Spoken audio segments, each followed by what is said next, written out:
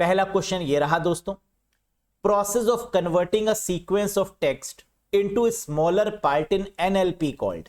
NLP से question आएगा ही आएगा, है ना। 2-3 क्वेश्चन भी आ सकते हैं क्योंकि ये बहुत इंपॉर्टेंट पार्ट है।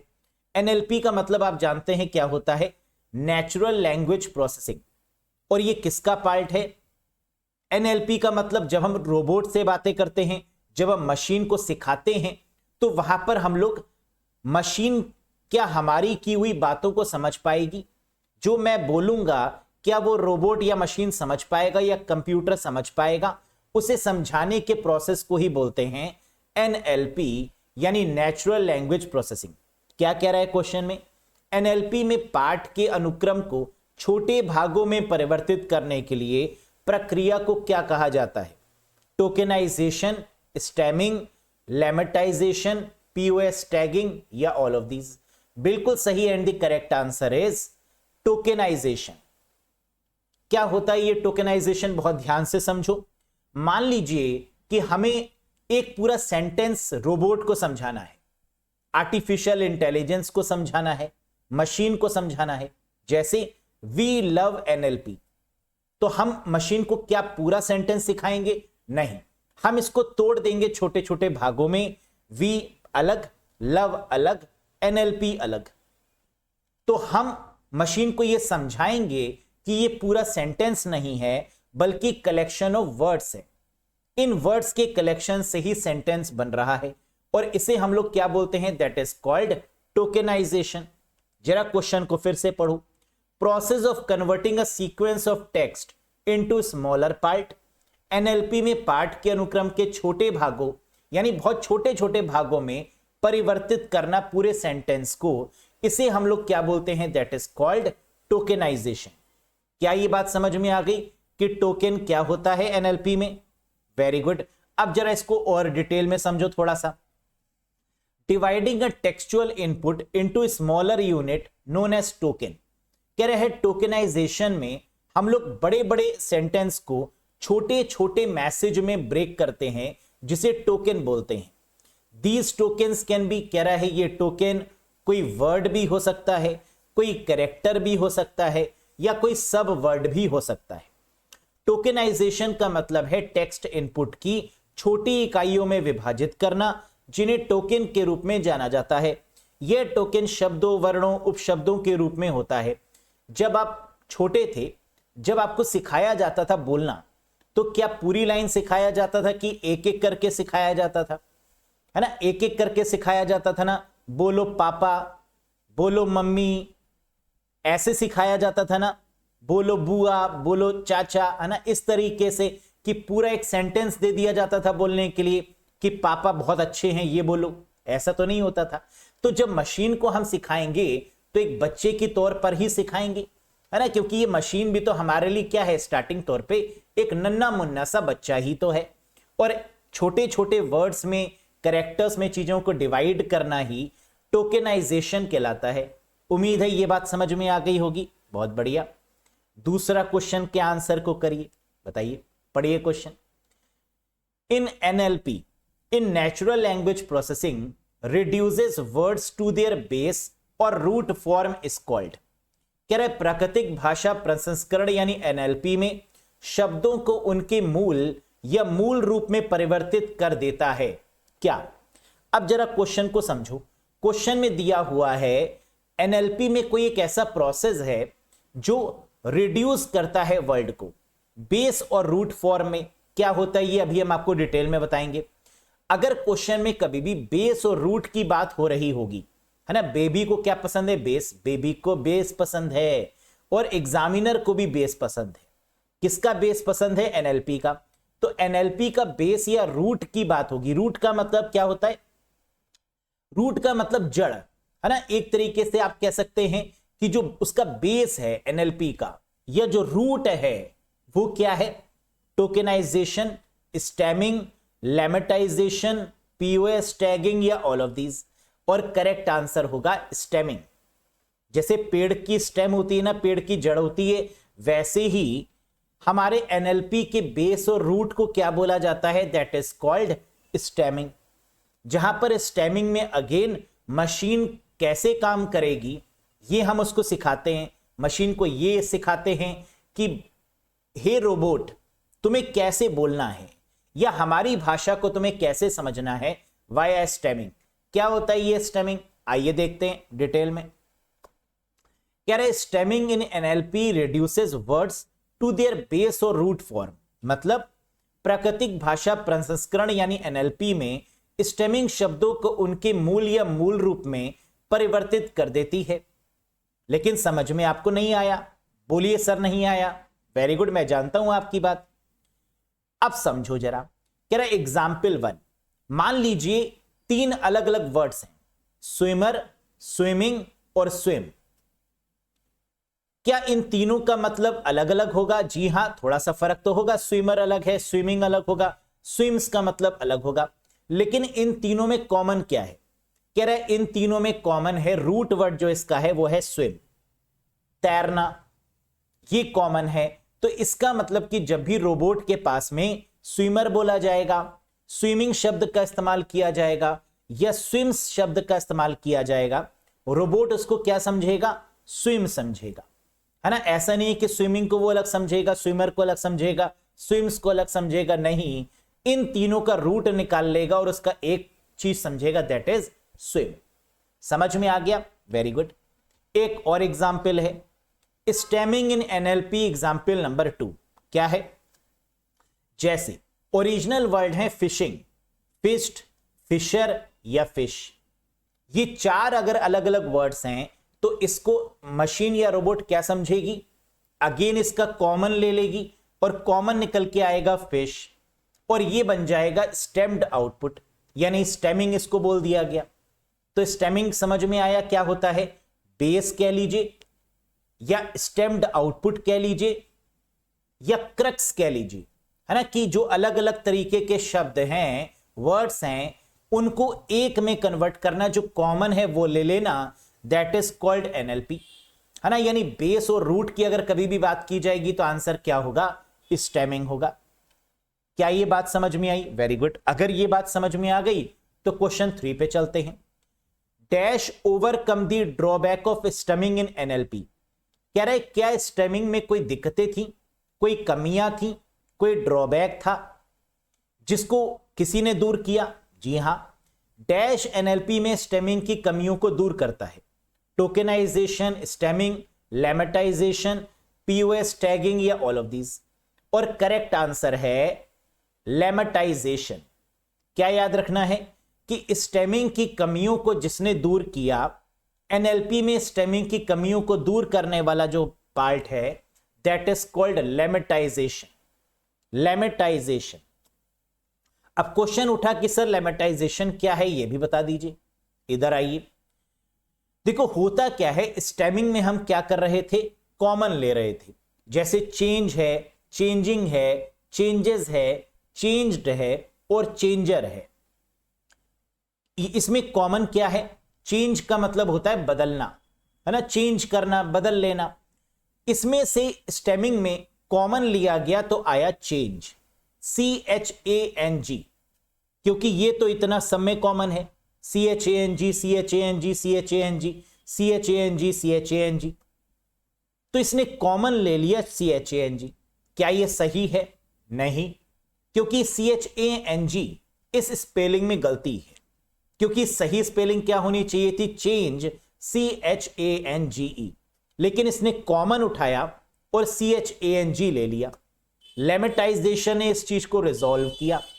उसने कहा कि जब हम कॉमन ले रहे हैं तो इस बात का ध्यान रखेंगे कि वो पूरा एक नाम होना चाहिए, है ना, उसका कोई मतलब होना चाहिए, उसका कोई सेंस होना चाहिए, और इसे बोला गया लेमेटाइजेशन। यानी काम दोनों में हम एक ही कर रहे हैं, दोनों में कॉमन ले रहे हैं, लेकिन स्टेमिंग के केस में जब हम कॉमन लेते हैं तो ये पॉसिबिलिटी हो सकती है कि उस शब्द का कोई अर्थ ना हो, है ना। जैसे चेंज, इसका कोई मतलब नहीं होता, लेकिन लेमेटाइजेशन में क्या कहा गया? कॉमन लेंगे लेकिन उसका कोई एक मतलब भी होगा, कोई सेंस भी होगा, दैट इज कॉल्ड चेंज। क्या ये बात समझ में आ गई? Very good. अब जरा दोनों में डिफरेंस भी समझो। कह रहे स्टेमिंग का मतलब होता है, और स्टेमिंग का यूज करते हैं कब, जब सेंटीमेंट एनालिसिस करते हैं, और लेमेटाइजेशन का यूज करते हैं कब, जब चैटबॉट और ह्यूमन आंसरिंग पर फोकस करना होता है। ये उदाहरण है इसके। मतलब स्टेमिंग हम तब यूज करते हैं जब हम सेंटीमेंट्स पर काम करते हैं।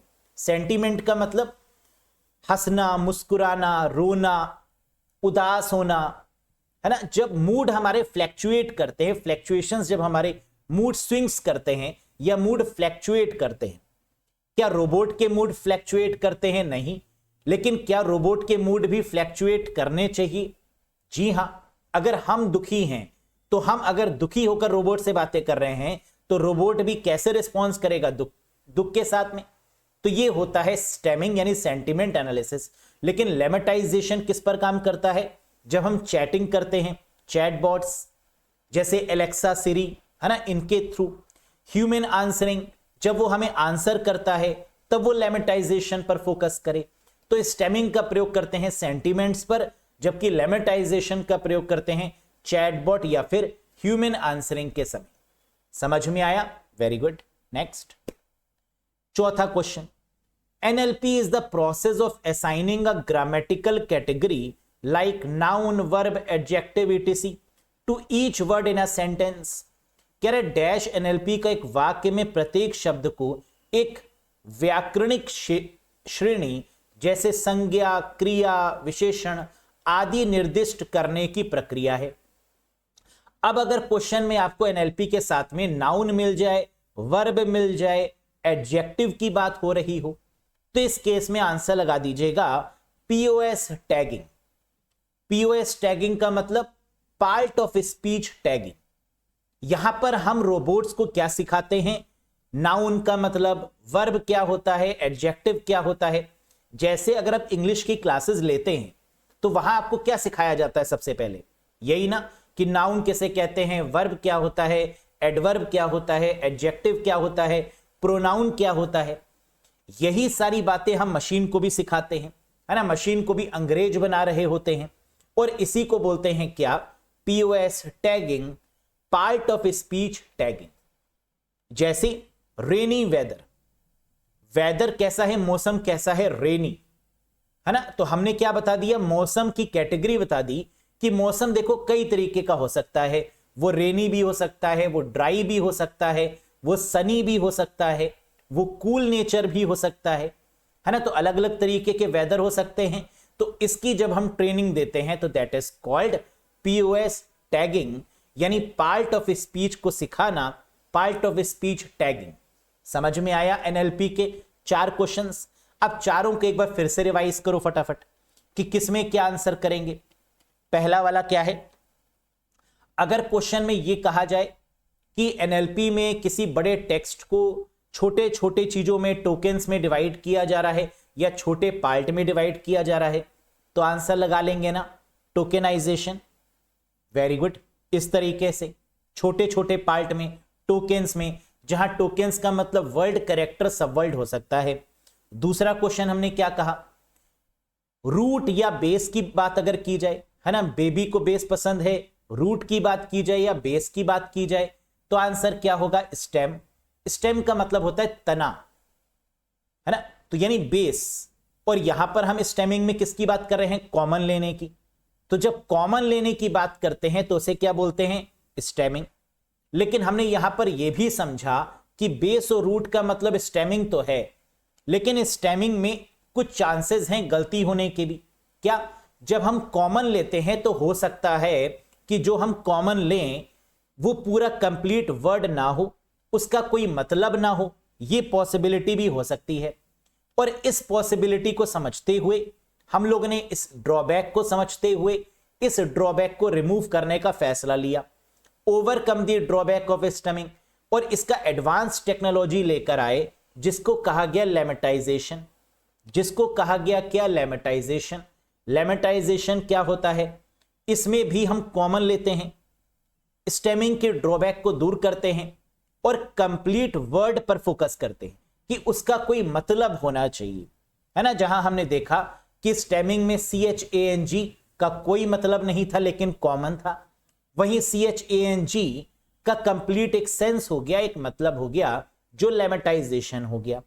क्या इतनी बातें समझ में आ गई? Very good. साथ ही साथ हम लोग ने यह भी समझा कि स्टेमिंग का प्रयोग हम लोग कब करते हैं? जब सेंटीमेंट्स पर काम करना हो, हम मुस्कुरा रहे हैं, हम उदास हैं, है ना, इन सब पर काम करना हो, सेंटीमेंट्स पर, तो ये स्टेमिंग हो जाएगा। और लेमेटाइजेशन का प्रयोग हम कब करते हैं? जब चैटबॉट जब चैटिंग कर रहे हो, या ह्यूमन आंसरिंग जब वो हमारे पूछे गए क्वेश्चन का वर्बल आंसर कर रहा हो, तो that is called human answering. इस केस में लेमेटाइजेशन का प्रयोग करेंगे। बहुत बढ़िया, ठीक। और जब भी क्वेश्चन में एनएलपी के रिगार्डिंग नाउन, वर्ब, एडजेक्टिव जैसी चीजों की बात होगी, ग्रामर की बात होगी, ग्रामर सिखाने की, तो आंसर क्या होगा? POS tagging. और पीओएस का मतलब है पार्ट ऑफ स्पीच टैगिंग। जैसे वेदर कैसा है? ड्राई है, ह्यूमिड है, कोल्ड है, रेनी है, नॉर्मल है वेदर, है ना, कैसा वेदर है, that is called POS tagging. Clear? Next, 5वां question, match of the following. Match the following तो आएगा ही आएगा, है ना। तो मैच द फॉलोइंग के लिए आपके कॉन्सेप्ट बहुत अच्छे होने चाहिए, तभी आप कर पाते हैं, है ना, वरना गलती से मिस्टेक हो जाती है। यस, बताओ।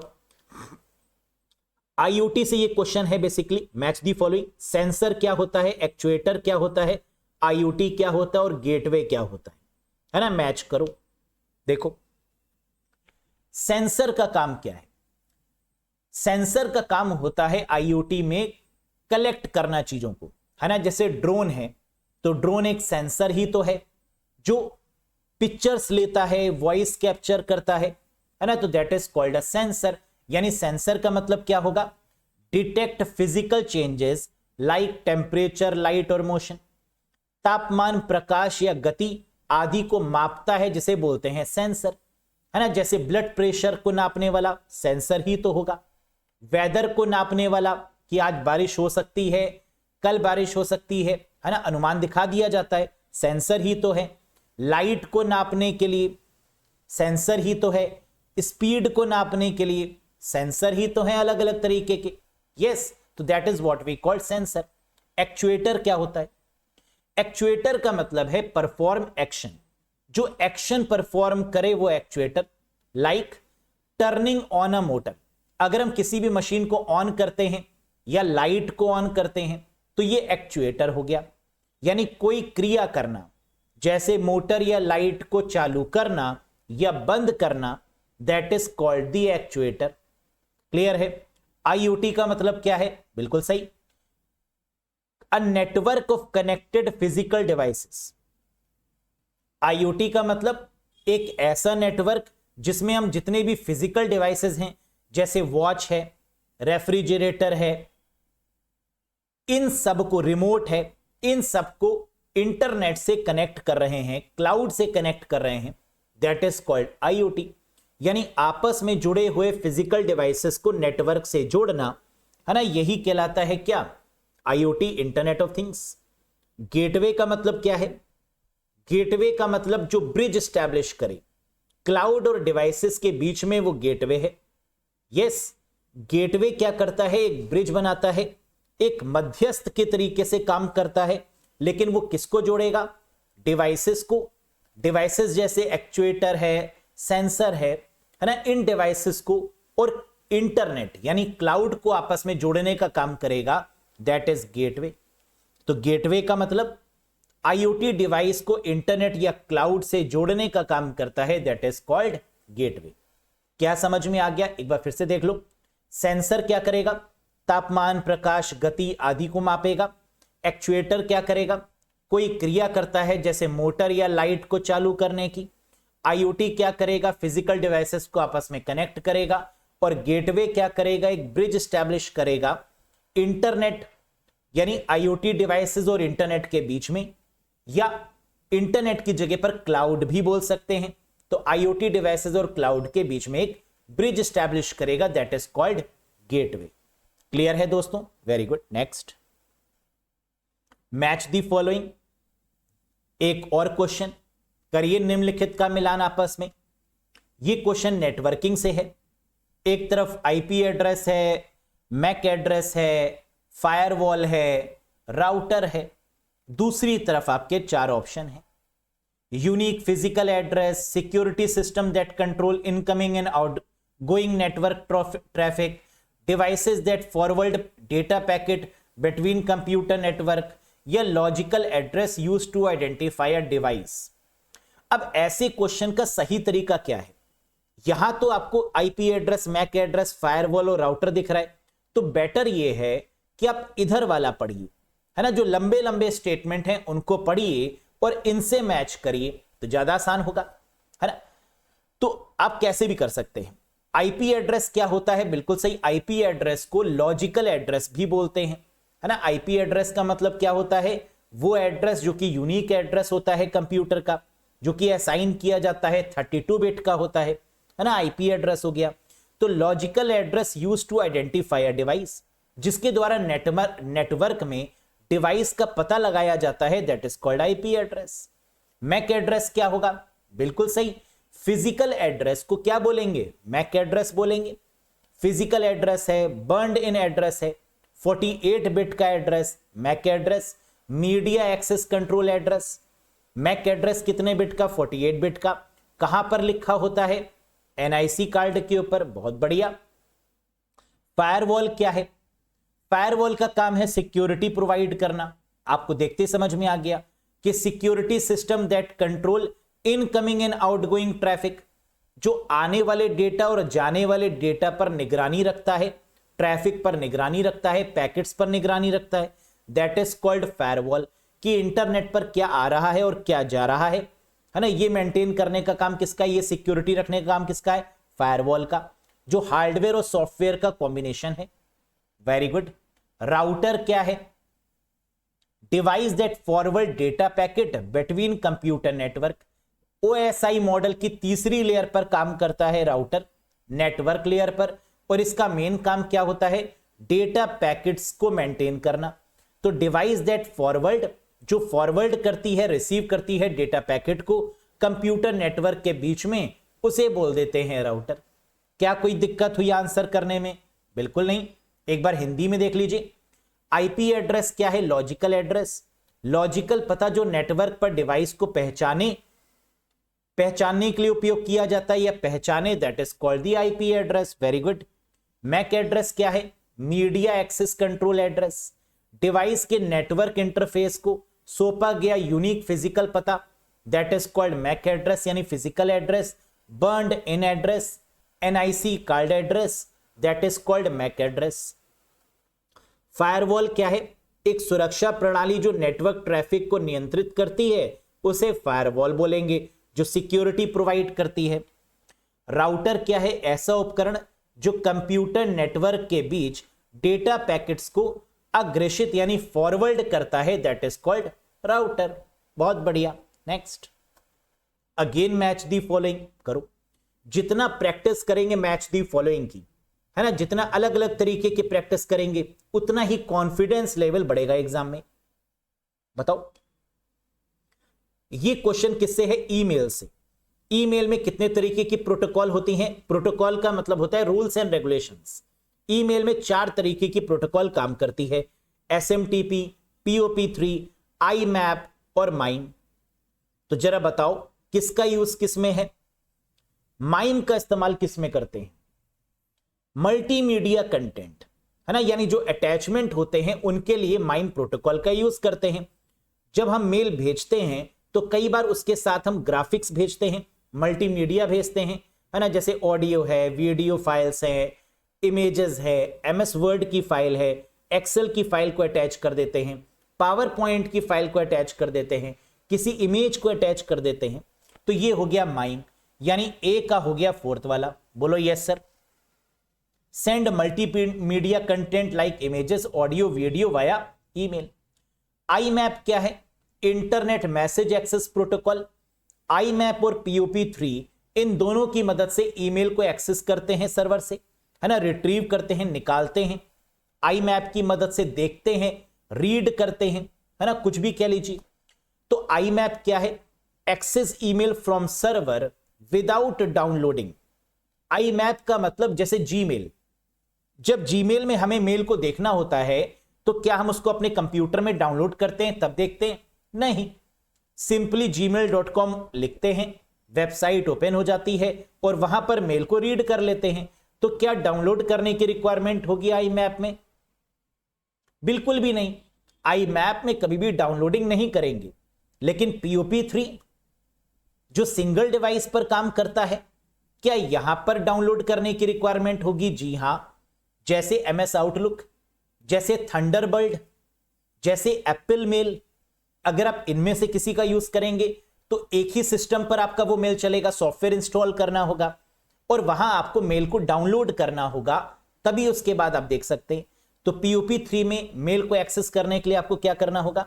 Download email from server to the local system, ये POP3 हो गया। और SMTP क्या है? आप सब जानते हैं, simple mail transfer protocol that is used to send the mail. Mail को भेजने के लिए जो प्रोटोकॉल यूज की जाती है दैट इज SMTP। तो send email from client to server और between the server that is called SMTP। Clear है? बात समझ में आ गई? तो माइम अटैचमेंट के लिए हो गया, आई मैप किसके लिए हो गया? किसी भी कंप्यूटर पर अगर हमें अपने मेल को ओपन करके चेक करना हो बिना डाउनलोड किए, आई मैप हो गया। POP3 का मतलब सिंगल डिवाइस पर ही हमारा मेल ओपन होगा, उसमें वो सॉफ्टवेयर होना अनिवार्य है, कंपलसरी है, लेकिन डाउनलोड करना भी कंपलसरी है। तो मेल को डाउनलोड करना होगा POP3 के केस में। SMTP के केस में क्या होगा? मेल को सेंड करने वाली जो प्रोटोकॉल है वो है SMTP, लेकिन सिर्फ टेक्स्ट मेल को ही ये फॉरवर्ड कर पाएगी, है ना। किस मेल को फॉरवर्ड कर पाएगी? उस मेल में सिर्फ और सिर्फ टेक्स्ट होना चाहिए, कोई अटैचमेंट नहीं होना चाहिए, तो SMTP भेज देगा।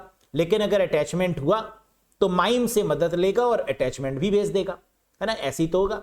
Very good. अब जरा हिंदी में देख लो, माइम का काम क्या है? Multimedia internet mail extension.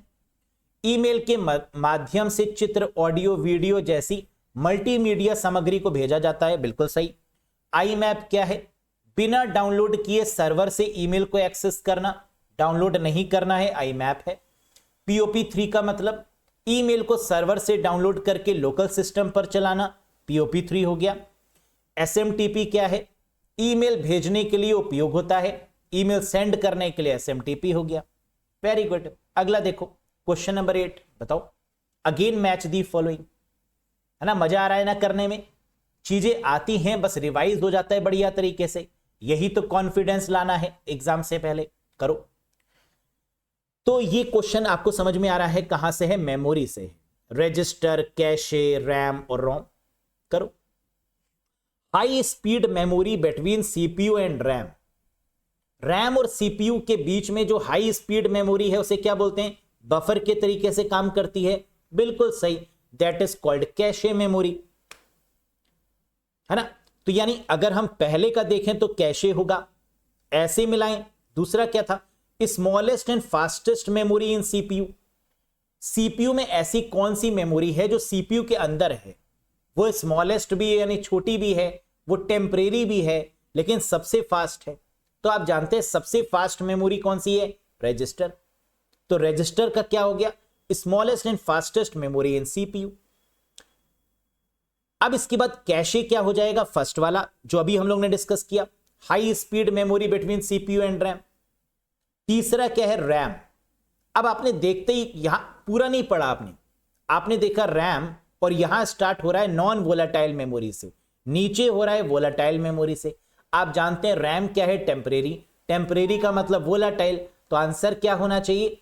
Volatile memory used for temporary data storage. बिल्कुल सही। इसको लगा डाला तो लाइव झिंगा लाला। यस। रोम क्या है? परमानेंट मेमोरी जो बूटिंग में मदद करती है, दैट इज कॉल्ड रोम। यानी non volatile memory used to store firmware या permanent data, that is called ROM. हम जानते हैं रोम में लिखे गए इंस्ट्रक्शंस को क्या बोलते हैं? Firmware. The instructions which are written in ROM are called firmware. Hardware और सॉफ्टवेयर का combination, that is called firmware. Very good. अब जरा एक बार हिंदी में भी निगाह डाल लो। रजिस्टर क्या है? CPU की सबसे छोटी और तेज मेमोरी जो CPU के अंदर है वो रजिस्टर है। बिल्कुल सही। कैशे मेमोरी क्या है? कैशे मेमोरी किस रेफरेंस पर यूज की जाती है या किस मैकेनिज्म पर यूज की जाती है? Locality of reference. याद आया ना, कैशे मेमोरी का जो प्रिंसिपल है, जो सिद्धांत है, जो मैकेनिज्म है, वो क्या है? लोकेलिटी ऑफ रेफरेंस पर ये काम करती है। यानी कैश मेमोरी में उतना ही डेटा लेकर आया जाए जितना जरूरी है, और जो डेटा जरूरी नहीं है उसको उठा के रैम में रख देंगे, है ना, क्योंकि कैश का साइज छोटा है, रैम का थोड़ा सा बड़ा है, तो कैशे में वही लेकर आएंगे जिसकी बार बार जरूरत है, और इस टर्म को क्या बोलते हैं? लोकेलिटी ऑफ रेफरेंस बोलते हैं। बहुत बढ़िया। तो सीपीयू और रैम के बीच की हाई स्पीड मेमोरी क्या है? कैशे है। रैम क्या है? अस्थायी डेटा संग्रह के लिए वोलेटाइल मेमोरी है, और रोम क्या है? स्थायी डेटा फर्मवेयर संग्रहण के लिए नॉन वोलेटाइल मेमोरी है। क्लियर है? नेक्स्ट देखो, मैच दी फॉलोइंग, निम्नलिखित का मिलान करें। एक और मैच दी फॉलोइंग, है ना, गर्दा गर्दा उड़ा देंगे। बताओ, अब क्या ये एक क्वेश्चन है? नहीं। अब आप देख सकते हैं एक क्वेश्चन से हम आपको कई सारी चीजें बता रहे हैं, है ना, और एग्जामिनर भी कहता है देंगे तो मैच दी फॉलोइंग देंगे, एक तीर से कई निशाने लगाएंगे, पूरा खून पी जाएंगे तुम्हारा, है ना, यही एग्जामिनर कर रहा है। बताओ, artificial intelligence, machine learning, deep learning और एनएलपी, इनको जरा मैच दी फॉलोइंग करो, मिलान करो। आर्टिफिशियल इंटेलिजेंस क्या है? Making machine think and act like human, यानी मशीन इंसान की तरीके से काम करे, इसी को बोला जाता है आर्टिफिशियल इंटेलिजेंस। मशीन लर्निंग क्या है? कह रहा है मशीन लर्निंग का जब भी हम बात करेंगे कभी भी, तो किस सेंस में करेंगे? एल्गोरिथम के सेंस में, है ना। पहले एआई को हिंदी में पढ़ लो। मशीन को इंसानों की तरह सोचने और काम करने के योग्य बनाना आर्टिफिशियल इंटेलिजेंस है। Making machine think and act like human. Machine learning क्या होता है? एल्गोरिथम पर काम करती है। जितनी भी मशीन्स हैं, जितने भी कंप्यूटर हैं, क्या वो एल्गो पर काम करते हैं? जी हां। क्या कहीं एल्गोरिथम दिख रहा है? जी हां। तो मशीन लर्निंग के साथ क्या हो जाएगा? Algorithm that learn from data, जो डेटा से लर्न करे। याद करो, सुपरविजन, अनसुपरविजन, याद आया? जहां डेटा की रिक्वायरमेंट है, जहां डेटा की रिक्वायरमेंट नहीं है, सेमी सुपरविजन, दोनों का मिक्सचर, रीइंफोर्समेंट, जहां पर हम रिवार्ड या पेनल्टी लगाते हैं, है ना। ये चार तरीके के टाइप्स आते हैं ना मशीन लर्निंग में। याद आया? तो क्या है? ये एल्गोरिथम ही तो है। तो जब भी हम मशीन लर्निंग की बात करते हैं तो क्या है? जहां डेटा की बात हो, algorithm that learn from data is called machine learning.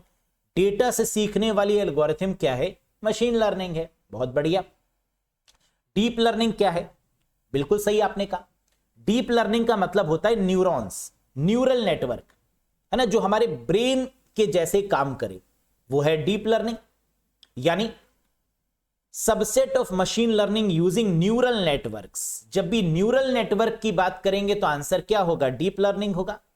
Neural network का उपयोग करने वाली मशीन लर्निंग की शाखा डीप लर्निंग है। और एनएलपी क्या है?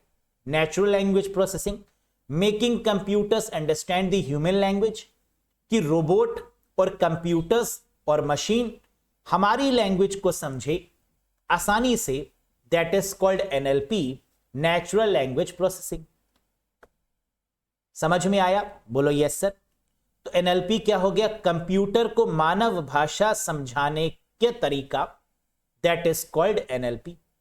लगा लिया आंसर? बल्ले बल्ले है। इसको लगा डाला तो लाइव झींगा लाला। मजा आ रहा है? Very good. अगला देखो, क्वेश्चन नंबर 10 बताओ। Dash is considered to be the first chatbot in the history of computer science. Dash को कंप्यूटर विज्ञान के इतिहास में पहला चैटबॉट माना जाता है। Eliza, chat GPT, Bard, Hugging या सोफिया। पहला चैटबॉट कौन सा बना दुनिया का? That is Eliza. आपकी पार की नजर और Nirma super, the correct answer is Eliza, super से ऊपर। ठीक, तो ये पहला चैटबॉट है एलिजा। चैट जीपीटी आप लोग जानते हैं इसके बारे में, है ना, बताएंगे भी और डिटेल में। बार्ड, हगिंग, सोफिया, जिसको पहला सिटीजनशिप का दर्जा मिला साउथ कोरिया में, है ना, पहला रोबोट जो कि सिटीजनशिप का दर्जा मिला, that is called a Sophia. Yes, चलो, तो फर्स्ट चैटबॉट हो गया एलिजा। ओपन एआई कंपनी के द्वारा डेवलप किया गया चैटबॉट चैट जीपीटी, गूगल के द्वारा डेवलप किया गया चैटबॉट या वर्चुअल असिस्टेंट बार्ड, जिसका नाम बदल के जेमिनी कर दिया गया है ना। तो बार्ड और जेमिनी दोनों किसके हैं? गूगल के। माइक्रोसॉफ्ट को पायलट या कोर्टाना, माइक्रोसॉफ्ट का जो पुराना वर्चुअल असिस्टेंट है को पायलट है, नया कौन सा है? कोर्टाना है। ऐसा है क्या? नहीं, उल्टा है ना। कोर्टाना पुराना है, को पायलट नया है, याद रखना। तो माइक्रोसॉफ्ट के दो वर्चुअल असिस्टेंट है, पुराना वाला कोर्टाना और नया वाला है को पायलट। यस। अमेजॉन का एलेक्सा, सैमसंग का बिक्सबी, BIXBY है ना, बिब्बी नहीं है, BIX है, सही कर लो स्पेलिंग। बिक्सबी मतलब BIXBY, ये सैमसंग का हो गया और एप्पल का हो गया सिरी, है ना, ये वर्चुअल असिस्टेंट हो गए। Next, among these choose the right option that fit to RAM characteristic. इनमें से वह सही विकल्प चुने जो रैम की विशेषताओं के अनुकूल हो। बताओ रैम कैसा है? चीप है, नॉन वोलाटाइल है, फास्ट एक्सेस है, वोलाटाइल है, एक्सपेंसिव है या स्लो एक्सेस है, एक्सपेंसिव है, वोलाटाइल है या फास्ट एक्सेस है, फास्ट एक्सेस है, नॉन वोलाटाइल है या चीप है, या ऑल आर राइट ऑप्शंस, या आता है बताएंगे नहीं। क्या होगा करेक्ट आंसर? बताओ रैम कैसी है? टेम्परेरी है यानी वोलाटाइल है, पहला तो होगा नहीं। दूसरा हो सकता है क्या? वोलाटाइल है, ठीक है, एक्सपेंसिव है, ठीक है, स्लो एक्सेस है, नहीं, फास्ट है, दूसरा भी नहीं होगा, है ना, स्लो नहीं है, रैम तो फास्ट में आती है। तीसरा देखते हैं, एक्सपेंसिव है, हाँ, वोलाटाइल है, टेम्परेरी है, हाँ, फास्ट एक्सेस है, बिल्कुल सही, यानी तीसरा सही लग रहा है। चौथा देख लेते हैं, फास्ट एक्सेस है, हाँ, नॉन वोलाटाइल है, नहीं, चीप है, नहीं, तो यानी सही आंसर मिल चुका है, that is 3। This is the right option. RAM यानी रैंडम एक्सेस मेमोरी, एक्सपेंसिव होती है, वो एक्सपेंसिव मतलब महंगी होती है, वोलाटाइल है यानी टेम्परेरी है, और फास्ट एक्सेस का मतलब फास्ट है ना। सबसे फास्ट कौन सी है? रजिस्टर, रजिस्टर के बाद कौन सी है? कैशे, और कैशे के बाद फास्ट कौन सी है? रैम, है ना। तो ये सीक्वेंस आपको याद होना चाहिए। Next, for each instruction of a program in the memory the CPU goes through ah. बताइए मेमोरी में किसी प्रोग्राम के प्रत्येक निर्देश के लिए सीपीयू किसके माध्यम से जाता है? कह रहे सीपीयू जब काम करता है तो पहले क्या होगा, बाद में क्या होगा, बाद में क्या होगा, ये बताइए। सीपीयू जब भी काम करेगा तो इंस्ट्रक्शन को फेच करेगा, यानी निकालेगा इंस्ट्रक्शंस, फेच करेगा, फिर उसको अपनी भाषा में कन्वर्ट करेगा, डिकोड करेगा और फिर एग्जीक्यूट करेगा। यानी सीपीयू 3 तरीके के काम करता है। क्या? पहले फेच करता है, रीड करता है, रीड करने के बाद अपनी लैंग्वेज में कन्वर्ट करता है, डिकोड करता है, और फिर उसको प्रोसेस यानी एग्जीक्यूट करता है। तो correct answer is fetch, decode, execute sequence, है ना, याद रखिएगा, वेरी वेरी इंपॉर्टेंट वन, बहुत इंपॉर्टेंट है ये। Consider a formula equals to A3 + B4 in cell A5। MS Excel का बहुत famous question. If cell A5 is copied and pasted into E9 then what will be the formula in cell E9? ये question आता ही आता है, बहुत famous है। Cell A5 में एक सूत्र A3 + B4 पर विचार करें। यदि सेल A5 को कॉपी करके E9 में पेस्ट कर दिया जाए तो सेल E9 में फॉर्मूला क्या होगा? ये बताइए, बहुत आसान है। क्वेश्चन पढ़ो, क्या कह रहा है? सेल A5 के एक सूत्र में A3 + B4 है। कह रहा है सेल जो A5 है उसमें A3 + B4 किया गया है, ठीक है। पूछा क्या गया है? कह रहा है if cell A5 is copied to E9, अगर E5 को E9 में कॉपी कर देंगे तो क्या होगा? देखो क्या होगा, A से E हो गया, तो A से E का मतलब बीच में BCD 3 का गैप आ रहा है, तो +3 कर देंगे, तो A के बाद क्या हो जाएगा? E, BCD का गैप E हो गया, B दिया हुआ था तो B में क्या हो जाएगा? CDE 3 का गैप और F हो जाएगा। क्या ये बात समझ में आई? इधर देखो A से क्या हो रहा है? E, A से E का मतलब बीच में कितने अल्फाबेट आ रहे? BCD 3 अल्फाबेट आ रहे, फिर हो रहा है ना E, ऐसे ही यहां पर भी ए से ई हो जाएगा और बी से क्या हो जाएगा, एफ हो जाएगा। अब 5 से 9 देखो, 5 से 9 में कन्वर्ट होने के लिए कितने नंबर बीच में है, कितने डिजिट हैं, 6 7 8, 3 का डिफरेंस। और 3 के बाद अगर 3 का डिफरेंस लेंगे तो क्या होगा, या 5 + 4 9 होता है, +4 कर दो, 3 + 4 7 होगा और 4 + 4 8 होगा।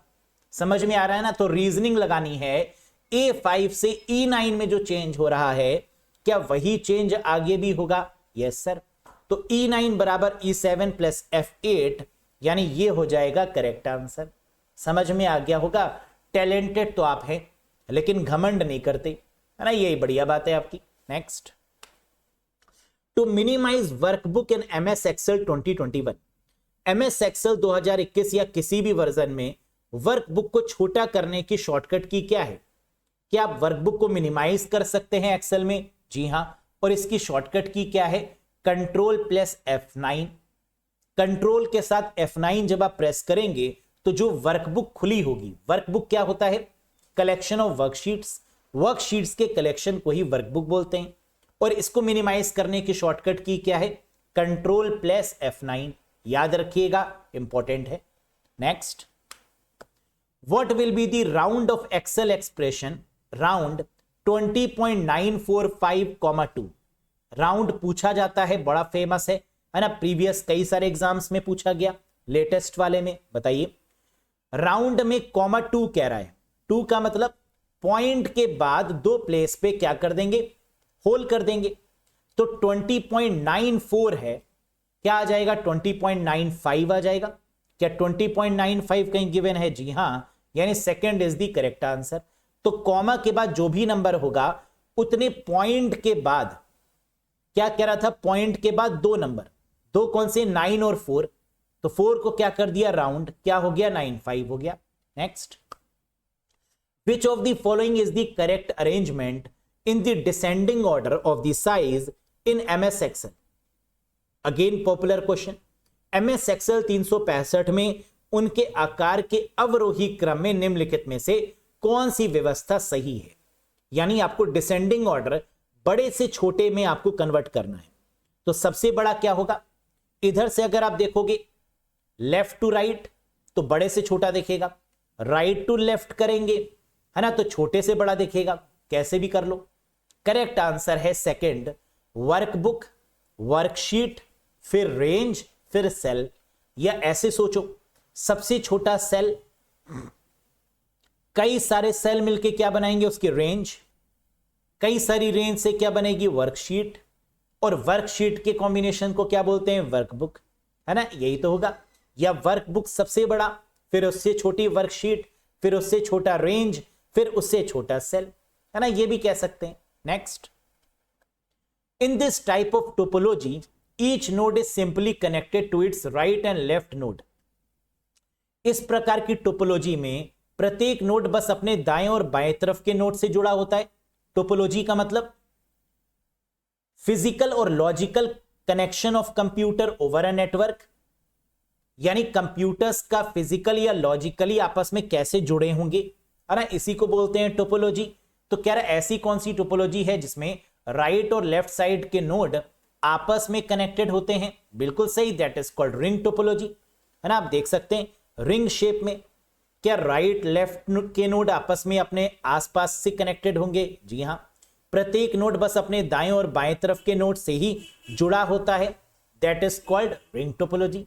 Next, which of the printer is used in conjunction with computers uses dry ink powder. कह रहे ऐसा कौन सा प्रिंटर है जो ड्राई इंक पाउडर पर काम करेगा? जल्दी से बताइए जरा। ड्राई इंक पाउडर का मतलब होता है टोनर। क्या प्रिंटर में इंक लगती है उसे इंकजेट प्रिंटर बोलते हैं, लेकिन जो प्रिंटर ड्राई इंक का यूज करता है यानी टोनर का यूज करता है उसे कौन सा प्रिंटर बोलते हैं? लेजर प्रिंटर, लेटेस्ट वाला प्रिंटर। यानी correct answer is option number 4। और लेजर प्रिंटर की स्पीड को किस में नापते हैं? पीपीएम में, पेजेस पर मिनट में। Very good. Next, which function key displays the print preview window in MS Office 2021। MS Office का मतलब MS Word, Excel, PowerPoint, किसी में भी पूछा जाए। प्रिंट प्रीव्यू, प्रिंट प्रीव्यू का मतलब जब हम किसी भी फाइल को प्रिंट देते हैं तो प्रिंट देने से पहले उसका प्रीव्यू देखते हैं, क्या वो सही है या नहीं, कहीं कट तो नहीं रहा कुछ, है ना, क्या पेज की सेटिंग प्रॉपर आ रही है या नहीं, इसे कहते हैं प्रिंट प्रीव्यू। और इसकी शॉर्टकट की क्या है, कंट्रोल F2। जैसे ही आप कंट्रोल F2 करेंगे ये सेटअप आपके सामने ओपन हो जाएगा, जहां आप देख सकते हैं कि सब कुछ बढ़िया तो है, कितने पेजेस प्रिंट देने हैं, कितनी कॉपीज निकालनी है ना, वो आप कर सकते हैं। That is control plus F2। ये क्वेश्चन MS वर्ड में आए, MS एक्सेल में आए, पावर पॉइंट में आए, MS ऑफिस में पूछा जाए, आंसर सेम होगा, control plus F2। Next, Who among these name not associated with Twitter now X founder list? बताइए इनमें से कौन सा नाम ट्विटर की संस्थापक सूची से नहीं जुड़ा हुआ है? Jack Dorsey, Biz Stone, Evan Williams, Noah Glass या जैन कोयुम? हम जानते हैं कि ट्विटर का नाम बदल के क्या कर दिया गया, एक्स, है ना, यही तो किया गया। तो कह रहा है कि जो फाउंडर हैं ट्विटर की, है ना, ये एक्स के फाउंडर बोल लीजिए, बात तो एक ही है इनकी, पहला नाम ट्विटर ही था इसका, है ना। एलॉन मस्क ने बाद में खरीद लिया इसको, लेकिन क्या खरीदने के बाद पापा बदल जाएंगे? नहीं, फाउंडर तो वही रहेंगे। तो फाउंडर इसमें से कौन सा नहीं है? जैन कोयुम नहीं है, क्योंकि जैन कोयुम ने क्या बनाया था, व्हाट्सएप बनाया था, जबकि ट्विटर बनाने वाले या एक्स बनाने वाले कौन है? Jack Dorsey, Biz Stone, Evan Williams और नो ग्लास। 4 लोगों ने मिलकर ट्विटर बनाया था, है ना, जबकि सबसे ज्यादा नाम जो फेमस है वो जैक डोर्सी का है ट्विटर के केस में, लेकिन 4 लोग इसमें मिले थे, जैक, बेज, इवन, नो। और व्हाट्सएप किसने बनाया था? जैन कोयुम और ब्रैन एक्टॉन ने मिलकर। तो यहां पर जैन कोयुम जो दे रहा था, क्या वो ट्विटर से रिलेटेड है? जी नहीं, वो व्हाट्सएप के पापा है, जैन कोयुम और ब्रैन एक्टॉन, है ना, याद रखिएगा ये 2 नाम, वरना पापा नाराज हो जाएंगे। In the email address abc@xyz.edu abc is dash. कह रहा ईमेल पते में abc@xyz.edu में abc क्या है? तो हम जानते हैं जो ऐट का सिंबल है वो किसको अलग करता है? डोमेन नेम और यूजर नेम को। पहले क्या होता है? यूजर नेम, फिर क्या होता है? Domain name. तो abc क्या होगा? यूजर नेम होगा। क्या यूजर नेम कहीं पर गिवन है? जी हां, यानी option number 5 is the right one. तो कह रहा है कि होता क्या है, जरा ये समझ लो बड़े पर्दे पर। कह रहा है मान लीजिए xyz@domain.com, है ना, कोई यूआरएल है, कोई वेबसाइट का डोमेन है ना, यूआरएल है। इसमें जो पहला यूनिक नेम होगा वो क्या होगा? यूजर नेम होगा। जो बाद वाला होगा वो डोमेन नेम होगा। कॉम जो लिखा होता है .com, .in, .edu, इसे क्या बोलते हैं? TLD, top level domain.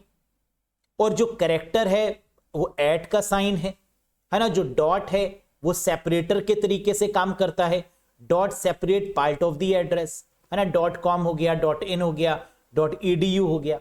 समझ में आ गया? Very good. Which among these shortcut की पेयर इज इनकरेक्ट? कह रहे इनमें से कौन सा पेयर गलत है, जरा बताने का कष्ट करें। Alt plus tab switch between open application, Windows L lock your PC, Windows D sure hide the desktop, control Y undo या विंडोज E फाइल एक्सप्लोरर। क्या बात है, टैलेंटेड आप हैं, हमें पता था, है ना। आप मानते नहीं हैं, हम बार बार कहते हैं आप टैलेंटेड हैं। और करेक्ट आंसर क्या होगा? Control Y undo action. ये गलत है, क्योंकि कंट्रोल Y होता है रीडू के लिए, कंट्रोल Z होता है अंडू के लिए। यस, तो ये हो गया गलत जवाब। सही क्या होना चाहिए था? Control Y for the redo और control Z for the undo. जबकि alt tab switch between open application, खुली हुई एप्लीकेशंस में स्विच करने के लिए ऑल टैब का यूज करेंगे, जी हां। विंडोज L के थ्रू लॉक कर देंगे, हां। विंडोज D के थ्रू हाइड और शो करेंगे डेस्कटॉप को, जी हां। विंडोज E फाइल एक्सप्लोरर या विंडोज एक्सप्लोरर को ओपन करने के लिए, जी हां, बिल्कुल सही। Next, among these which statement is false regarding HTTP, इनमें से एचटीटीपी के संबंध में कौन सा कथन गलत है? बताओ। एचटीटीपी का मतलब हाइपर टेक्स्ट ट्रांसफर प्रोटोकॉल होता है। ओएसआई मॉडल में एप्लीकेशन लेयर पर एचटीटीपी काम करता है ना, ये बातें आप जानते हैं। It is a request response protocol, बिल्कुल सही। एचटीटीपी के द्वारा हम क्या करते हैं? रिक्वेस्ट जनरेट करते हैं और हमें रिस्पॉन्स मिलता है। बाय डिफॉल्ट प्रोटोकॉल भी बोलते हैं इसको। HTTP is considered to be unsecure, क्या ये सिक्योर नहीं है? बिल्कुल सही, क्योंकि एचटीटीपी एस सिक्योर है ना, आप जानते हैं ना। Hyper text transfer protocol secure, वो सिक्योर है, ये नहीं सिक्योर है। HTTP work at application layer, बिल्कुल सही। एचटीटीपी यूजेस पोर्ट नंबर 443, ना। HTTP S uses port number 443, whereas HTTP uses port number 80। मालूम है ना आपको? बिल्कुल सही, यानी ये स्टेटमेंट गलत हो गया। HTTP का पोर्ट नंबर 80 और HTTPS का 443 है। और HTTP कैसी प्रोटोकॉल है? स्टेटलेस प्रोटोकॉल है ना। कैसी प्रोटोकॉल मानी जाती है? जो कोई भी रिकॉर्ड मेंटेन नहीं करती, that is called stateless protocol. Next, a quad core processor is a type of a processor architecture that has dash processor core embedded। कह रहे क्वाड कोर प्रोसेसर एक प्रकार का कंप्यूटर प्रोसेसर आर्किटेक्चर है जिसमें कितने प्रोसेसर कोर एम्बेडेड होते हैं? बताइएगा। क्वाड का मतलब क्या होता है? 4। क्वाड कोर में क्वाड मतलब क्या होता है? That is called 4। तो क्वाड कोर में कितने कोर लगे होंगे प्रोसेसर के? 4 कोर। तो जितने ज्यादा कोर लगे होंगे उतनी ही ज्यादा प्रोसेसिंग स्पीड सीपीयू की या प्रोसेसर की क्या होती है? फास्ट होती है। More the core the more fastest the processor is, है ना। अब जरा एक चीज याद रखो, फर्स्ट एक कोर का मतलब होता है सिंगल, 2 कोर का मतलब डुअल, है ना। जब आपकी शादी नहीं होती है तो आप सिंगल होते हैं, जब हो जाती है तो आप मिंगल हो जाते हैं, यानी डुअल हो जाते हैं। 4 कोर यानी क्वाड कोर का मतलब 4 कोर, हेक्सा का मतलब 6 कोर, ऑक्टा का मतलब 8 और मल्टी कोर का मतलब 16, है ना। याद रखिएगा, single 1, dual 2, quad 4, hexa 6, octa 8 और मल्टी कोर यानी 16। यहां क्या पूछ रहा था? क्वाड, और क्वाड का मतलब क्या है? 4। समझ में आ गया? अगला क्वेश्चन, IBM 1620, IBM का 1620, IBM का 7094, CDC 1604, CDC 3600 belongs to which computer generation? कह रहे ये सारे कंप्यूटर्स कंप्यूटर की किस जनरेशन को बिलोंग करते हैं? जरा बताइए तो। फर्स्ट, सेकंड, थर्ड, फोर्थ या फिफ्थ? वेरी गुड, ये सभी के सभी सेकंड जनरेशन ऑफ कंप्यूटर्स को बिलोंग करते हैं, चाहे वो IBM 1620 हो, IBM का 7094 हो, CDC वाली रेंज हो, है ना। These all belongs to second generation of computer. First generation मतलब वैक्यूम ट्यूब, सेकेंड मतलब ट्रांजिस्टर, थर्ड मतलब इंटीग्रेटेड सर्किट, फोर्थ मतलब माइक्रो प्रोसेसर और फिफ्थ मतलब robotics, knowledge based system, artificial intelligence, है ना। ये सब हमारा फिफ्थ जनरेशन का ही पार्ट है। Very good. Next, cache memory is dash access memory. कह रहे कैश मेमोरी क्या सीक्वेंस एक्सेस है, क्या रैंडम है, क्या शॉर्ट एक्सेस है, क्या ऑल ऑफ दीज है, क्या नन ऑफ दीज है, या आता है बताएंगे नहीं? क्या होगा आंसर? Very good. हम जानते हैं कैश मेमोरी को बनाने के लिए स्टैटिक रैम का यूज किया जाता है, हाँ या ना। डायनेमिक रैम का यूज लैपटॉप में करते हैं, है ना। डायनेमिक रैम जो रिफ्रेश होती है, जबकि स्टैटिक रैम का इस्तेमाल कैशे मेमोरी में करते हैं। तो अगर कैशे मेमोरी एक प्रकार की रैम ही है ना, एक प्रकार की रैम ही तो है, स्टैटिक रैम आप कह सकते हैं, तो आंसर क्या होगा? Random access memory. तो cache memory is a type of random access, sequence तो होगा नहीं, शॉर्ट एक्सेस तो होगा नहीं। Next, Google bought YouTube in which year? Google ने यूट्यूब को किस वर्ष में खरीदा था? यूट्यूब जिसपे आप अभी देख रहे हैं, हमें बताइए गूगल ने खरीद लिया था यूट्यूब को, किस ईयर में खरीदा था? द करेक्ट आंसर इज 2006 में। और कितना अमाउंट दिया था परचेज करने के लिए? $1.65 बिलियन, है ना। बस ये याद रखिएगा कि 2006 में गूगल ने यूट्यूब को खरीदा था। अब गूगल बाबा यही करते हैं, है ना, सब खरीद लेते हैं चीजें, गूगल है, माइक्रोसॉफ्ट है, इनकी निगाह जहां जाती है वो कहते हैं ठाकुर ये मुझे दे दो, है ना, ये हाथ मुझे दे दो ठाकुर, ये गूगल, ये यूट्यूब मुझे दे दो ठाकुर, है ना। तो सब यही करते हैं, खरीद लेते हैं एक दूसरे से, अपना नाम बना के बेच लेते हैं, है ना, ये खासियत है इनकी।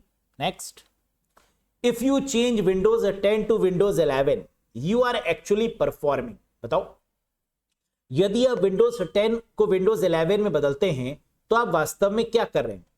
एक वर्जन से दूसरे वर्जन में जा रहे हैं, विंडोज 10 से 11 में, तो अपग्रेड कर रहे हैं, बिल्कुल सही। और विंडोज 10 में ही अगर आप अपडेट करते हैं तो वर्जन सेम होता है ना, विंडोज 10.1, 10.2, 10.3, 10.4 सेम वर्जन की बात करेंगे तो अपडेट होगा। और अगर वर्जन बदल जाएगा, 10 की जगह पर 11 आ गया तो अपग्रेड हो गया, है ना। Next, dash is the default command line interpreter for the Windows operating system. क्या विंडोज ऑपरेटिंग सिस्टम पर हमारे पास कोई डिफॉल्ट कमांड लाइन द्विभाषीय अवेलेबल है, उपलब्ध है? हाँ। क्या हम विंडोज में कमांड की मदद से कोई काम कर सकते हैं? जी हाँ। विंडोज आर प्रेस करेंगे, रन कमांड ओपन होगा, CMD टाइप करेंगे, कमांड प्रॉम्प्ट ओपन होगा, और फिर हम वहां पर कोई भी कमांड लिख सकते हैं। तो आंसर क्या होगा? कमांड प्रॉम्प्ट, यानी option 4 is the right one. तो हमारे विंडोज में जो कमांड लाइन इंटरप्रेटर है, जो CLI है, that is called command prompt. Yes, जहां पर हम मैक एड्रेस फाइंड कर सकते हैं, IP एड्रेस फाइंड कर सकते हैं, है ना। वहीं पर अगर हमें IP एड्रेस फाइंड करना है तो IP कॉन्फ़िग लिख देंगे, अगर हमें मैक एड्रेस फाइंड करना है तो गेट मैक लिख देंगे, मैक एड्रेस मिल जाएगा, है ना। ये सारा काम कहां करते हैं? कमांड प्रॉम्प्ट में। या अगर हमें DNS फ्लैश करना है, DNS कैशे करना है, DNS की स्पीड को इंक्रीज करना है, या इंटरनेट की स्पीड को इंक्रीज करना है ना, via caching system, DNS cache करके, तो ये सारे कमांड हम कहां रन करेंगे? कमांड प्रॉम्प्ट में। बहुत बढ़िया। नेक्स्ट, अगला देखिए, what is the output of MS Excel function ceiling 40,3। MS Excel function का आउटपुट क्या होगा? दिया हुआ है सीलिंग 40,3। बहुत आसान है। सीलिंग के केस में हम क्या करते हैं? दूसरे वाले की टेबल पढ़ेंगे पहले वाले में, या तो बराबर आनी चाहिए या तो ग्रेटर आनी चाहिए, है ना। सीलिंग के केस में ग्रेटर होगा और फ्लोर के केस में कम होगा, यही था ना।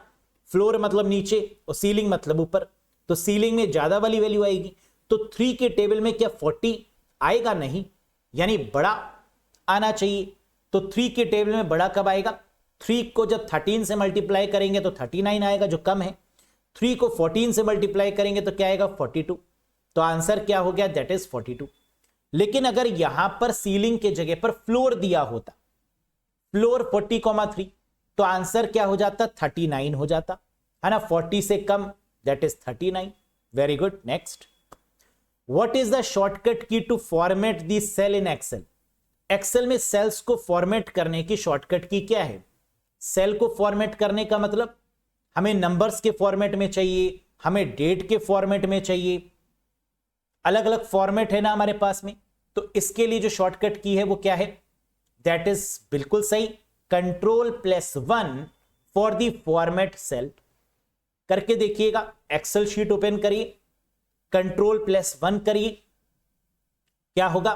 ये फॉर्मेट सेल का बॉक्स ओपन हो जाएगा, जहां आप general, number, currency, accounting, date, time, percentage, scientific, text, special या कस्टमाइज तरीके से सेल में डेटा को एंटर कर सकते हैं, है ना। अगर मैं कहूं आपको सेल में कोई डेट एंटर करनी है तो आपको उसके लिए पहले चूज करना होगा डेट वाला ऑप्शन, कि हम अपने सेल में फॉर्मेट करना चाहते हैं डेट के अकॉर्डिंग।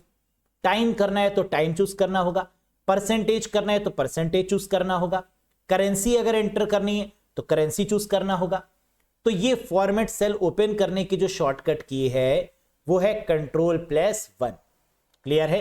और एक्सेल शीट में किसी भी सेल को एडिट करने की शॉर्टकट की क्या है?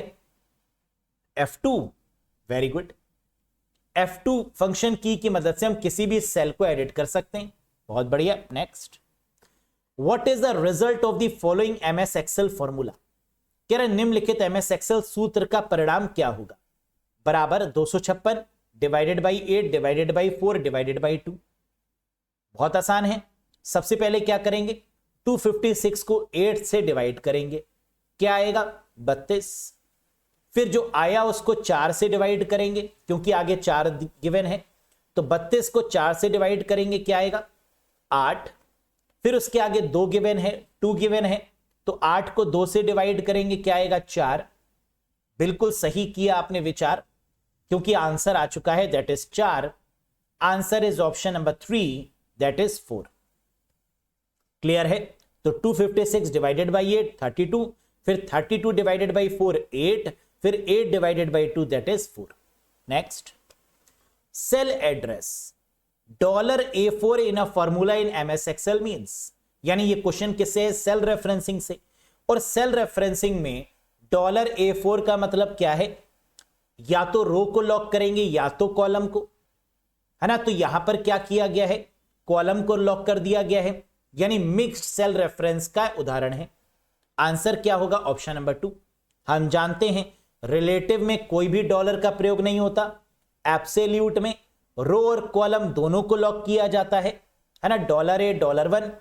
और मिक्स्ड के केस में या तो रो या तो कॉलम, ईदर रो और column, that is called mixed cell referencing. Very good.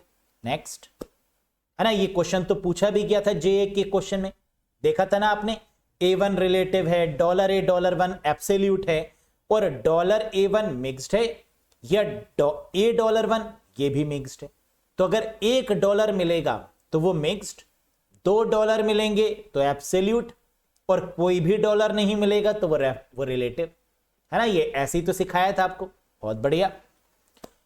What is the largest decimal number that can be represented by 3 bits in binary? बताइए, वह सबसे बड़ी दशमलव संख्या कौन सी है जिसे बाइनरी में 3 बिट्स द्वारा दर्शाया जा सकता है। 3, 7, 8, 15 और 16। देखो कितना सरल क्वेश्चन है, शायद एक बार देखने से आपको समझ में ना आए, है ना, लेकिन अगर आप देखेंगे तो बड़ा ही सरल है। कह रहा है वह सबसे बड़ा दशमलव संख्या कौन सी है जिसे बाइनरी में 3 बिट्स के द्वारा दर्शाया जाता है। बड़ा का मतलब 1 1 1। भाई कंप्यूटर हमारा 0 या 1 पे ही तो काम करता है, तो 3 बाइनरी डिजिट जो बड़ी होंगी वो कौन सी होंगी हमारे पास में, 1 1 1, क्योंकि 0 तो छोटी हो जाएंगी, तो तीनों में क्या होगा 1, तभी ये बड़ा होगा। और इसको अगर हम डेसिमल में कन्वर्ट करें 1 1 1 को, तो कैसे करेंगे, 1 2 4 इसके नीचे लिख देंगे, 2 की पावर 0, 2 की पावर 1, 2 की पावर 2, यानी 1 2 4 आपस में मल्टीप्लाई करेंगे और प्लस करेंगे तो क्या आएगा, 4 + 2 + 1 यानी 7। तो आंसर क्या हो जाएगा 7, that is the correct one. समझ में आया। तो कह रहे हैं what is the largest decimal number that can be represented by 3 bit in the binary. तो बाइनरी में 3 बिट्स को कैसे लिखेंगे, 1 1 1, और इसको जब हम कन्वर्ट करेंगे तो कैसे करेंगे, 1 2 4 नीचे लिख के और प्लस करेंगे तो क्या आ जाएगा 7। नेक्स्ट, क्लियर है। तो 34 और 35 क्वेश्चन हो गया है सेम, है ना। चलो कोई बात नहीं, 36 देखते हैं। अब ब्लैक हैट हैकर और डैश, कह रहे ब्लैक हैट हैकर को क्या बोलते हैं, is a hacker who attempt to access a computer without authorization for malicious program. Black hat hacker को क्या बोलते हैं, क्रैकर। ब्लैक हैट हैकर का मतलब जो गलत काम करता है, जो कोडिंग को क्रैक कर लेता है गलत तरीके से, है ना, उसे क्या बोलेंगे, that is called a cracker. एक हैकर है जो दुर्भावनापूर्ण उद्देश्य के लिए प्राधिकरण के बिना कंप्यूटर तक पहुंचने का प्रयास करता है, दैट इज कॉल्ड क्रैकर या black hat hacker. Next, dash is the accidental crypto movement that makes people smile.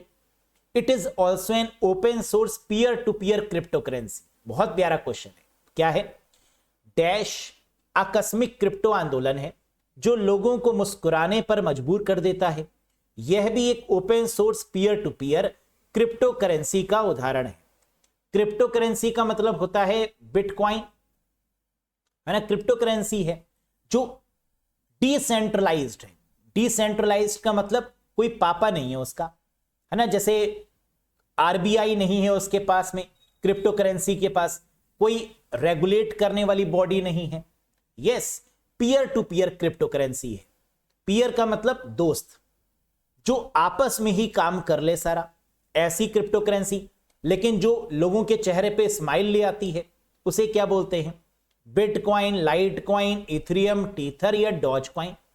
Elon Musk के द्वारा डेवलप की हुई, that is called a Dogecoin, है ना, नाम शायद आपने सुना होगा। इसे बोलते हैं एक्सीडेंटल क्रिप्टो मूवमेंट, आकस्मिक क्रिप्टो आंदोलन, जो लोगों को मुस्कुराने पर मजबूर कर दे। क्यों?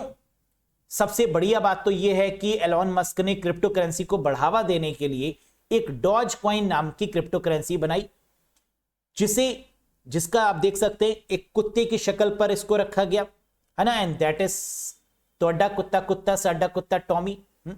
डॉग ब्रीड, इस डॉग की ब्रीड का नाम क्या है? Shiba Inu. ये जो डॉग यहां पर दिखाया जा रहा है that is called Shiba Inu, है ना, याद रखिएगा। पीयर टू पीयर अगर पूछा जाए, स्माइल के बारे में पूछा जाए तो that is called Dogecoin. Clear है? 2 to the power 60 byte in computer memory means, computer memory में 2 की घात 60 बाइट्स का क्या मतलब है? किलोबाइट, मेगाबाइट, एक्साबाइट, टेराबाइट या पेटाबाइट? बहुत बढ़िया, हम जानते हैं। अगर ये सीक्वेंस हमें याद होगा तो हम बता लेंगे कि 2 की पावर 60 का मतलब होता है एक्साबाइट। कैसे याद रखें? पहले तो ये सीक्वेंस याद रखो, kilobyte, megabyte, gigabyte, terabyte, petabyte, exabyte, zettabyte, yottabyte, है ना, ये सीक्वेंस। फिर 2 की पावर 10, 2 की पावर 20, 30, 40, 50, 60, 70, 80, ऐसा सीक्वेंस याद रखो, है ना। तो अब आप बता पाएंगे किलोबाइट का मतलब 1024 बाइट यानी 2 की पावर 10, ऐसे ही मेगाबाइट 2 की पावर 20, गीगाबाइट 2 की पावर 30, टेराबाइट यानी 2 की पावर 40, पेटा मतलब 50, एक्सा मतलब 60, जेटा मतलब 70 और योटा मतलब 80, है ना, ये याद रखना होगा इसके लिए। Next, which of the following memory improve the speed of execution of a program? Very very important one, बताओ। निम्नलिखित में से कौन सी मेमोरी किसी प्रोग्राम के निष्पादन की गति को बेहतर बनाती है? बहुत आसान है। अगर हमें एग्जीक्यूशन की स्पीड को बढ़ाना है, या अगर मैं ये कहूं कि कंप्यूटर की स्पीड को बढ़ाना है या उसकी प्रोसेसिंग पावर बढ़ानी है, तो क्या करेंगे? कैशे मेमोरी लगाएंगे, रैम लगाएंगे, रोम लगाएंगे, रजिस्टर लगाएंगे या एसएसडी लगाएंगे? इंप्रूव करने की बात हो रही है, बिल्कुल सही। अगर हमें कंप्यूटर को और स्पीडी बनाना है तो हमें उसमें कैशे मेमोरी लगानी होगी, हाँ या नहीं? क्या रैम और लगा सकते हैं? जी हां, हम एडिशनल रैम्स भी लगा सकते हैं, लेकिन जरा क्वेश्चन में पढ़ो, कह रहे इंप्रूव द एग्जीक्यूशन, जो कि चीजों को और फास्ट बना दे। तो मैंने क्या कहा था कि फास्ट मेमोरी कौन सी होती है? स्पीड का मतलब फास्ट, फास्टेस्ट मेमोरी रजिस्टर। क्या रजिस्टर है यहां पर? नहीं। दूसरे नंबर पर कैशे है, लगा दो। और अगर कैशे नहीं होता ऑप्शन में तो क्या रैम हो जाता? जी हां, क्योंकि वही सीक्वेंस फॉलो करना है, रजिस्टर फिर कैशे फिर रैम। तो अगर कैशे नहीं होता तो आंसर रैम हो जाता। समझ में आ रही बात? बहुत बढ़िया। Dash is a semiconductor based storage device which typically uses NAND flash memory to save persistent data. बताइए, डैश एक सेमीकंडक्टर आधारित स्टोरेज डिवाइस है जो आमतौर पर लगातार डेटा को सहेजने के लिए नैंड फ्लैश मेमोरी का उपयोग कर रहा है। सेमीकंडक्टर का मतलब होता है रैम रोम, है ना। जब भी सेमीकंडक्टर मेमोरी की बात होगी तो आंसर क्या होना चाहिए? रैम और रोम। लेकिन रुक जाओ, आगे क्या कह रहा है? Which typically uses NAND flash memory. NAND flash memory का मतलब क्या होता है? फ्लैश मेमोरी मतलब ईईपी रोम की बात हो रही है, और ईईपी रोम का एडवांस्ड फॉर्म है फ्लैश मेमोरी। क्या ईईपी रोम कहीं पर दिया है? नहीं। फ्लैश मेमोरी में क्या क्या आता है जरा ये तो बताओ। Pen drive, memory card, SSD, क्या इनमें से कोई दिया हुआ है? जी हां, एसएसडी दिया हुआ है, सॉलिड स्टेट ड्राइव दिया हुआ है, लगा दो। समझ में आया?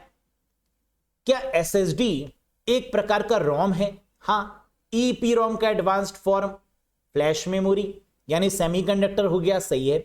विच टिपिकल यूजेस नैंड, क्या SSD NAND पर काम करता है, यूनिवर्सल गेट पर? हाँ। टू सेव परसिस्टेंट डेटा, क्या यहां पर डेटा जो है वो परमानेंट हो जाता है? जी हां, SSD परमानेंट तो है, हार्ड डिस्क से बेहतर काम करती है ना, that is called what? SSD, solid state drive. क्या ये बात समझ में आ गई? कोई डाउट तो नहीं है? बहुत बढ़िया। Next question number 41, question of the day. बताइए इसका आंसर कमेंट बॉक्स में कमेंट करके। क्या होगा?